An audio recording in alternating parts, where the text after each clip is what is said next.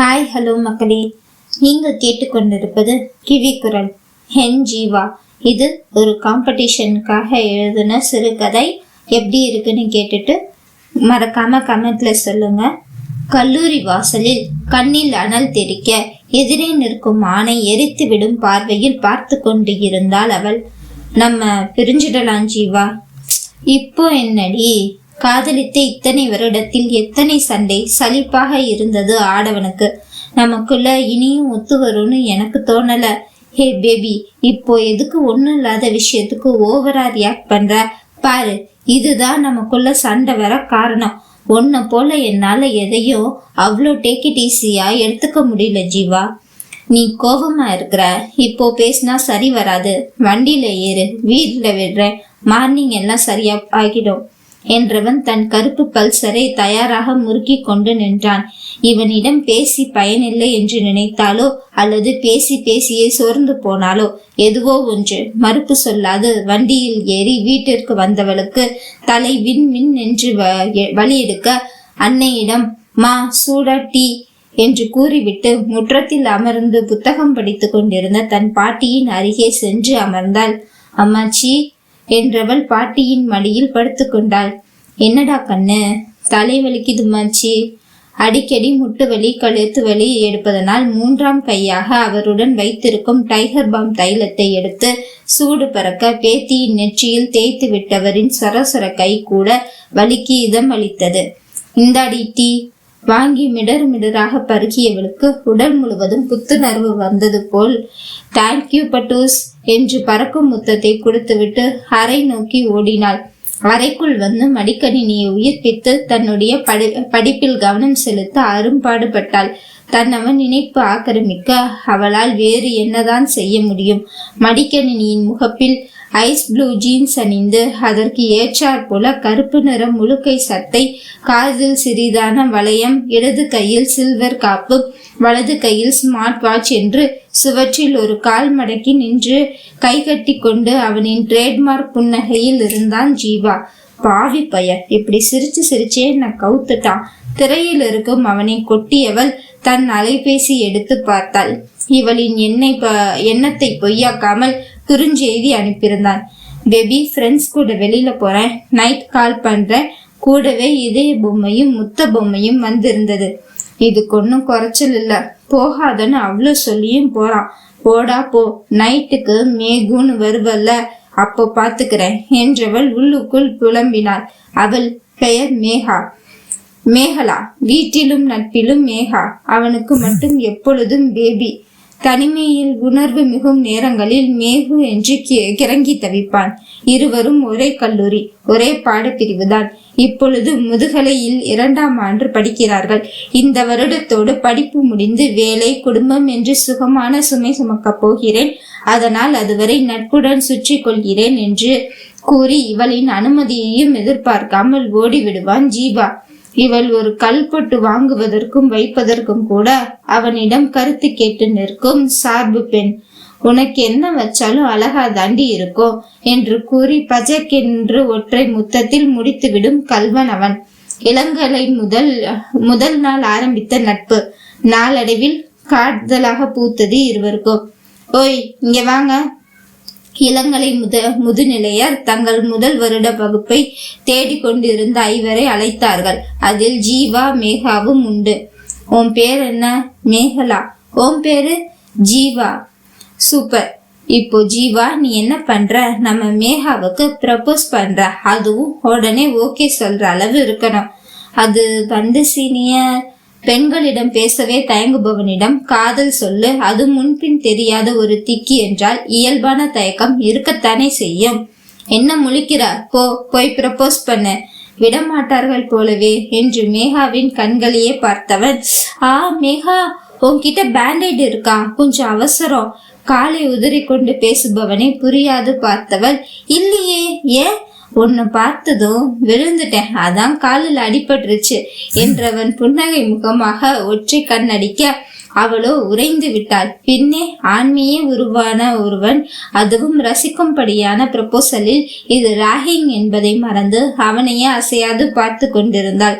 தூரத்தில் இவர்களின் ஹெச்ஓடி வருவதை பார்த்தவர்கள், டெரர் சாரங்கன் வராதா, ஓடுங்க ஓடுங்க என்று கூட்டம் கலைந்து ஓட்டம் எடுத்தனர். நிம்மதி மூச்சு விட்ட ஜூனியர்கள் தங்கள் வகுப்பு தேடி சென்றார்கள். BCA ஃபர்ஸ்ட் இயர் பதாகை தாங்கிய வகுப்புக்குள் அடியெடுத்து வைத்தார்கள். மேகலா முதல் வரிசையில் அமரவே வழக்கம் போல பசங்களுடன் கடைசி வரிசையில் அமர்ந்தான் ஜீவா. அறிமுகப்படலம் முதல் நாள் ராகிங் அனுபவம் என்று சிரிப்பும் கிண்டலும் கேலியுமாக சென்றது முதல் நாள் வகுப்பு. Hi Jeeva, I am Megala, let's be friends. Only friends? Megha நீட்டிய கையை பிடித்து குலுக்கியவன் தொடுகை பெண்ணின் மனதை கொய்யாமல் கொய்யது. அவன் திமிர் பார்வை, வசீகர சிரிப்பு, தன்மையான பேச்சு இதில் விழுந்துவிடக் கூடாது என்றுதானே அவனிடம் நட்பு என்று கை நீட்டியது. ஆனால் இப்பொழுது ஜீவா அவளின் மனதை அசைக்கிறானே. கண்ணோடு கண் பார்த்து கண்ணியமான கைக்குலுக்கள். இப்படி ஒரு ஆணை எந்த பெண்ணுக்கு தான் பிடிக்காது? காலை அவள் வந்தது முதல் வகுப்பு ஆண்கள் முழுவதும் வலிவதும் ரசிப்பதும் தொல்லையாக இருந்த போதிலும் உள்ளுக்குள்ளே தன் அழகின் மேல் கர்வமாக நினைத்தவளுக்கு இப்படி ஒரு ஆணின் அலட்டல் இல்லாத பேச்சில் கவரப்பட்டாள். இவளுக்கு இருந்தது போல எந்த தயக்கமும் இல்லாமல் பெண்கள் ஜீவாவை ரசிப்பதும் பேசுவதும் இவளுக்கு ஏனோ புசுவென்று கோபம் தான் வந்தது. அவளுதான் வழியிறாளுகனா, இவனும் பேசிட்டு நிக்கிறான். ஜீவா நட்பாக கூட எந்த பெண்ணிடம் பேசுவது அவளுக்கு பிடிக்கவில்லை. பார்த்த முதல் நாளே பல வருட பழக்கம் என்ற உணர்வு தந்திவிட்டானே. வீட்டுக்கு சென்றவள் முதல் நாள் தன் அனுபவம் பற்றி தாத்தா பாட்டியிடம் ஒப்பித்து கொண்டிருந்தவளுக்கு அலையா விருந்தாளியாக ஜீவாவின் நினைவும் கூடவே ஒட்டி கொண்டது. மேகலா ஒரு கூட்டுப்புழு. அவளுக்கு அவளின் தாத்தா பாட்டி அம்மா அப்பா தான் உலகம். இவளின் அம்மா அப்பாவுக்கு வெகு நாள் கழித்து பிறந்தவள் தான் மேகலா. ஒற்றை பிள்ளை, வேறென்ன வேண்டும்? அத்தனை செல்லத்தையும் இவளை கொட்டி கொட்டி வளர்த்து காற்று கூட வேகமாக தீண்டாமல் காத்து வளர்த்ததின் பலன் இப்படி ஒட்டுணியாக வளர்ந்து நிற்கிறாள். தனக்கானது தனக்கு மட்டுமே என்று. அவளின் இயல்பே யாரிடமும் உண்ட மாட்டாள். பள்ளி தொழிகளுடன் பள்ளியில் பேசுவதோடு சரி, ஏன் உணவை கூட பகிர்ந்து கொள்ள மாட்டாள். இவளின் குணம் அறிந்ததால் யாரும் இவளை கண்டு கொள்ளவில்லை. விடுமுறையில் கூட யார் வீட்டிற்கும் செல்ல மாட்டாள். யாரையும் தன் வீட்டிற்கும் அழைக்க மாட்டாள். விடுமுறை நாட்கள் வந்தால் தாத்தா பாட்டியுடன் சிறுவயது கதை கேட்பது, அப்பா கூட ஊர் சுற்றுவது, அம்மாவின் கைவண்ணத்தில் பட்டியலிட்டு உணவு உண்பது என்னும் சராசரி பெண்தான். மேகலா வீட்டிற்கு தெரியாமல் இதுவரையில் எதையும் செய்தது இல்லை. ஆனால் இன்று ஜீவாவை பற்றி ஏனோ தயக்கம் வந்தது. தயக்கம் என்பதை விட கள்ளம் புகுந்தது. கள்ளம் புகுந்து விட்டாலே காதல் தானே. ஆனால் ஜீவாவிற்கு அன்னை தந்தை மட்டுமே தான். அதுவும் இருவரும் வேலைக்கு செல்பவர்கள். சிறுவயதிலிருந்து தன்னுடைய தேவையை தானே பார்த்து கொள்ள வேண்டும் என்று அன்னையின் வளர்ப்பில் அனைத்தையும் சுதந்திரமாக செய்யக்கூடியவன்.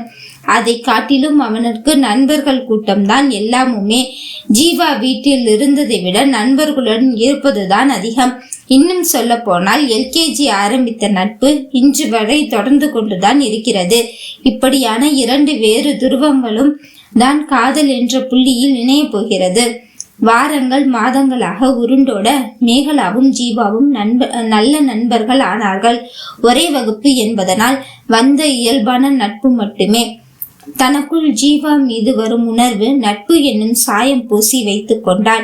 ஏனென்றால் வீட்டிற்கு தெரியாமல் காதல் செய்வது சட்டப்படி குற்றம் என்று கூறுபவள். மேகா, சொல்லு ஜீவா, இந்த வார சனிக்கிழமை நம்ம ஃப்ரெண்ட்ஸ் எல்லாம் சேர்ந்து படத்துக்கு போலான்னு சொல்லியிருக்காங்க. நீயும் வரீல? யாரெல்லாம்? இதென்ன கேள்வி? நம்ம கிளாஸ் மொத்தமும் தான். அவ்வளோ பசங்களா? ஐயோ, நான் வரலப்பா. ஐய, உன்னை என்ன பசங்க கடிச்சா திங்க போறானுங்க? ஏன் இப்படி பயப்படுற? எல்லாருமே ஃப்ரெண்ட்ஸா தானே இருக்கோம். உன்ன மாதிரி தான் மற்ற பொண்ணுங்களும். அவங்க எல்லாம் வரலையா? ஓ, மற்றவங்கள பத்தி எனக்கு தெரியாது ஜீவா. நான் வரல, எங்க வீட்டுல விட மாட்டாங்க. ஓகே மேகா என்று தோலை குலுக்கியவன் அவள் வரவில்லை என்று நண்பர்களிடம் கூறிவிட்டு அந்த வார இறுதியில் அனைவரும் சேர்ந்து படத்திற்கு செல்ல திட்டமிட்டார்கள்.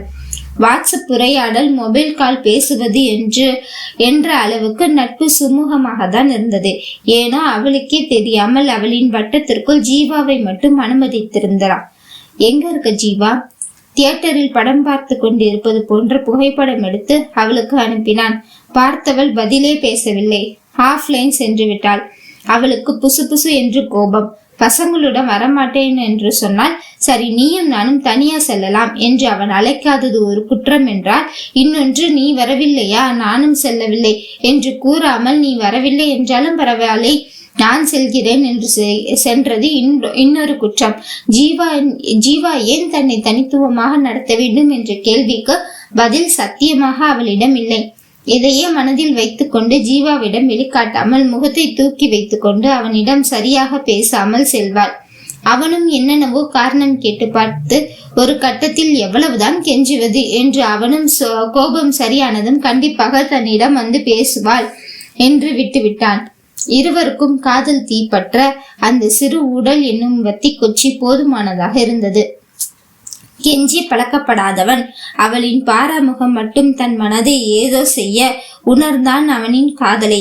தன் கூட்டிலிருந்து வெளியே வராத மேகலா முதல் முறை தன் கோபம் அர்த்தமற்றது என்பதை புரிந்து அவளாக இறங்கி சென்றாள் ஜீவாவிடம். வழக்கத்துக்கு மாறாக ஜீவா அமர்ந்திருக்கும் கடைசி பெஞ்சின் எதிர் இருக்கையில் சென்று அமர்ந்தாள் மேகலா. ஆச்சரியமாக நிமிர்ந்து பார்த்த ஜீவாவின் புத்தகம் மேல் சின்னதாக ஒரு கிஃப்ட் பாக்ஸை வைத்துவிட்டு முறைத்து கொண்டு திருப்பி கொண்டாள். ஆவலாக திறந்து பார்த்தவனின் முகத்தில் பளிர் புன்னகை. சாரி என்ற வார்த்தையை கையில் தாங்கிய ஒரு குட்டி பார்பிடால் இருந்தது. உடனே தன் கைபேசியை எடுத்தவன், ஹே பேபி, இது நீ தானே? So cute. என்ன என்ன இது புதுசா பேபி? பின்ன பேபிஸ் தான் இப்படி எதுக்கு எடுத்தாலும் மூஞ்சு தொக்குவாங்க ஒன்ன மாதிரி என்றவனுக்கு புரிந்திருந்தது அவளின் கோபத்தின் காரணம். உடனே நாக்கை துருத்தி பழுப்பி காட்டியவள், பேபிஸ் மட்டும் இல்ல, கேர்ள் ஃப்ரெண்ட் கூட இப்படிதானா? அப்போ நீ கேர்ள் ஃப்ரெண்டுன்னு சொல்ற? கண்ணடிக்கும் எமூஞ்சி வந்து விழுந்தது. அது நான் கேர்ள் அண்ட் உன்னோட ஃப்ரெண்ட், சோ கேர்ள் ஃப்ரெண்ட். நானும் அதை தாண்டி சொன்னேன். அடுத்த குறுஞ்செய்தி அனுப்புவதற்குள் வகுப்பு ஆரம்பிக்கவும் அத்தோடு அந்த பேச்சு நின்றது. இருவரும் வெளிப்படையாக காதலை சொல்லிக் கொள்ளவில்லை. ஆனால் காதல் பார்வைகள், உரிமையான உரசல்கள், செல்ல சீண்டல்கள் இருந்தது. மேகாவிற்கு மூச்சு முட்டும் உணர்வு காதலை மூடி மறைக்கவும் முடியவில்லை. வாய்விட்டு சொல்லவும் வெட்கம் வேறு வந்து தொலைத்தது. ஜீவாவுக்கு மேகலாவை தவிக்க விடுவதில் ஒரு அலாதி பிரியம். காதலன் கண்டு கொண்டானே பெண்ணின் மனதை, அதனால் வந்த குறும்புதான் இன்னும் காதலை கூறாமல் இருக்கிறான். ஹே வாவ், சேம் பிஞ்ச், கிரீனுக்கு கிரீன். ஜீவாவின் புஜத்தில் மெல்லமாக கிள்ளி கூறினாள் மேகா. போச்சு போ, நீயும் மாட்டுன இன்னைக்கு. ஏண்டா, இன்னைக்கு என்ன டே? ஃப்ரைடே. மூஞ்சி, அதான் நீ இன்னும் சிங்கிளாவே இருக்கிற. காலை வகுப்பிற்குள் நுழைந்தவளை வழிமறைத்து வம்பிலுக்கும் ஜீவாவை இடுப்பில் கை வைத்து முறைத்தாள். சரி சரி, பாசமா பார்க்காத. இன்னைக்கு February 14th, லவ்வர்ஸ் டே. அதுக்கு லவ்வர்ஸ் டே அன்னைக்கு கிரீன் கலர்ல ட்ரெஸ் போட்டா அவங்க கமிட்டட்னு அர்த்தமா? நானும் தெரியாதனமா இந்த கலர் ஷர்ட் போட்டுட்டு வந்து பசங்க எல்லாம் ஓட்டி தள்ளிட்டானுங்க. போதா குறைக்கு நீயும் அதே கலர்ல சுடி போட்டுட்டு வந்திருக்க. இன்னைக்கு ஃபுல்லா இந்த காலேஜ்ல நம்ம 2 பேரும் தான் ஹாட் டாபிக். முகம் முழுவதும் சிரிப்போடு கண்ணில் குறும்போடு கூறும் அவன் கண்ணை பார்க்கவே தயங்கினாள். பின்னே கள்ளி காலையிலேயே அவனிடம் போட்டு வாங்கி சட்டை நிறத்தை அறிந்தவள் அதே நிறத்தில் உடை அணிந்து கொண்டாளே. நினைச்சா நினைச்சிட்டு போகட்டும், அதனால என்ன? உனக்கு என்னம்மா? என் விசிறிங்க எல்லாம் கொந்தளிக்க போறாங்க. எப்படி சமாளிக்க போறேனோ? அங்க பாரு, நம்மளே பார்த்துட்டு இருக்காங்க. தூரத்தில் இவர்கள் வகுப்பு மாணவிகள் இவர்களை பார்த்து ஏதோ கதைக்க அதை தனக்கு சாதகமாக மாற்றிக்கொண்டான் காதல் கல்வன். ஜீவா, உன்கிட்ட ஒன்னு சொல்லணும். நானா சொல்லுவேன்னு நினைக்கல, ஆனா இன்னைய விட அதுக்கு சரியான நாள் எனக்கு தோணல. ஜீவாவுக்கு புரிந்து போனது அவள் என்ன கூற போகிறாள் என்று. அதற்குத்தானே பொறாமை தீயை மூட்டினான். என்ன மேகா, எதுவா இருந்தாலும் சொல்லு. எனக்கு உன்ன மாதிரி 100 ஃப்ரெண்ட்ஸ் கிடையாது. என் குடும்பம் தான் எனக்கு உலகமே. இப்போ இந்த உலகத்துல உன்னையும் சேர்த்தே நினைக்க தோணுது. Will you be my partner in life? கேள்வியாக அவனையே பார்த்து கொண்டிருந்தாள். பதில் சொல்லாமல் கிளம்பிய ஜீவா வகுப்பின் வாசலுக்கு வெளியே வந்து அங்கிருந்து சத்தமாக அழைத்து, மேகா, லவ் அட் ஃபர்ஸ்ட் சைட்ட நான் நம்பினதில்ல. உன்னை பாக்குற வரைக்கும் லவ் யூ டூ பேபி என்றவன் பறக்கும் முத்தம் கொடுத்து விட்டு கேன்டீனுக்கு பறந்து விட்டான். நல்லவேளை ஆசிரியர்கள் யாரும் அங்கு இல்லை. பாதி மாணவ மாணவிகள் மட்டுமே பார்த்தார்கள் இவர்களின் காதல் கூத்தை. கன்னங்கள் குங்குமமாக சிவக்க வகுப்புக்குள் ஓடி மறைந்தாள் மேகா. அன்று தொடங்கியது காதல் இருவருக்கும். ஆனால் புரிதல் இருந்ததா என்று தெரியாது. வாரத்தில் 4 நாள் சண்டையில் தான் இருக்கும். அவளின் எதிர்பார்ப்பை இவன் பூர்த்தி செய்ய தவறிவிடுவான். அவனுக்கு ஏற்றாற்போல் இவள் வளைந்து கொடுக்க மறுப்பாள். 1000 அடிபடி இருந்தாலும் வீடு வரை சென்றது இருவரின் காதல். இரு வீட்டிற்குமே ஒற்றை பிள்ளை. அதுவும் பெரிதாக போர்க்கொடி தூக்கும் அளவிற்கு எந்த தவறும் செய்யவில்லை என்பதனால் முதலில் படிப்பை முடியுங்கள், அதற்கு பிறகு பார்த்து கொள்ளலாம் என்று மறைமுகமாக இவர்களின் காதலுக்கு பச்சை கொடி காட்டிவிட்டார்கள். வாரத்தில் ஒரு முறை கண்டிப்பாக வெளியே சென்று விடுவார்கள். உணவு உறக்கம் போல இதழொற்றல் இல்லாமல் இவர்கள் நாட்கள் சென்றதே இல்லை. தினமும் அந்தி சாயும் நேரம் இவளின் முகத்தில் பட்டு தெரிக்கும் சூரிய ஒளியே கூறிவிடும் அவள் இதழ் சிவப்பின் ரகசியம். காதலியை கொண்டாடும் ஜீவா சிறுவயது நட்பை மட்டும் விட்டு வைப்பானா? இதோ அன்றும் இதே போல் நட்பை வைத்துதான் சண்டை. பெண்ணவளுக்கு என் ஜீவா எனக்கு மட்டும்தான் என்ற எண்ணம். ஆனால் ஜீவாவோ நண்பர்கள் கூடவும் நேரத்தை செலவிடுவான். ஒரு கட்டத்தில் வெறுத்து போனவள் பிரேக்கப் என்று கூறிவிட்டு வீட்டிற்கு வந்துவிட்டாள். ஜீவாவும் எப்பொழுதும் போல நடக்கும் சண்டைதானே என்று பெரிதாக எதையும் காட்டிக் கொள்ளவில்லை. இரவு ஜீவாவிடமிருந்து அழைப்பு எப்போதும் போல, ஏய் சண்டைக்கோழி, என்னடி பண்ற? நான் பிரேக்கப்னு சொல்லிட்டு வந்தது உனக்கு பெரிய விஷயமாவே தெரியலையா ஜீவா? கண்டிப்பா இல்லைன்னு தான் சொல்லுவேன். ஏன்னா நீ லவ் யூ சொன்னதை விட பிரேக்கப் சொன்னது தான் அதிகம். அது மட்டும் இல்லாம நீ எனக்காக பிறந்தவடி. நித்தம் 100 சண்டை போடலாம், ஆனா நீ நானும் விலகி இருக்கவே முடியாது. நம்ம காலேஜ்ல என்னை விட அழகா எத்தனையோ பசங்க உனக்கு பிடிச்ச குணத்துல ஏன் உனக்கு ப்ரப்போஸ் கூட பண்ணியிருக்காங்க. ஆனா உன் மனசு என்கிட்ட தானே விழுந்துச்சு. நம்ம மனசுக்கு தெரியும் நம்ம ஜாடிக்கு ஏத்த மூடி எங்க இருக்குன்னு. அழைப்பில் பெரு அமைதி. ஓய் பேபி, இன்னும் கோவமா? போடா மாயக்காரா, உன்கிட்ட பேசினாலே நான் என்னையவே மறந்துடுவேன். இதுல கோபம் எங்க நினைப்பு இருக்க போகுது என்றவர்கள் விடிய விடிய பேசினார்கள். அத்தனையும் அர்த்தமில்லாத ஸ்வீட் நத்திங்ஸ். அடுத்த நாள் காலை 6 மணி அலாரத்தில் எழுந்தாள் மேகா. எழுந்து காலை கடன்களை முடித்து கொண்டு வெளியே வந்தவள் தேநீர் கோப்பையுடன் கைபேசியுமாக தன் குடும்பத்தின் இடையில் அமர்ந்தாள். அவளுக்கு இந்த பக்கம் தாத்தாவும் அம்மாச்சியும் சுவாரஸ்யமாக பேசிக்கொண்டே அந்த ஒரு குவளை தேநீரை 1/2 மணி நேரமாக பருகினார்கள். பால், டீ தூள், சர்க்கரையுடன் காதல் சேர்ந்தது போல பார்க்கும் இவளுக்கு இனிமையாக இருந்தது. சுற்றம் மறந்து பேசிக்கொண்டு இருந்தார்கள் அந்த வயதான காதல் தம்பதிகள். இந்த பக்கம் அன்னை தந்தை நீரும் நெருப்பும் போலவே.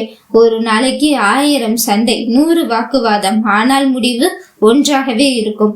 அதீத காரம் சேர்க்கும் பொழுதோ இல்லை புளிப்பில் மூழ்கும் உணவுக்கு சிறிதாக சேர்க்கும் வெல்லம் போலதான் இவர்கள் காதல். உணவின் மொத்த சுவையையும் தூக்கி காட்டிவிடும் அந்த சிறிய வெல்லம். அடிபிடி நடத்தி கொண்டே காதலிக்கும் அழகான தம்பதிகள்.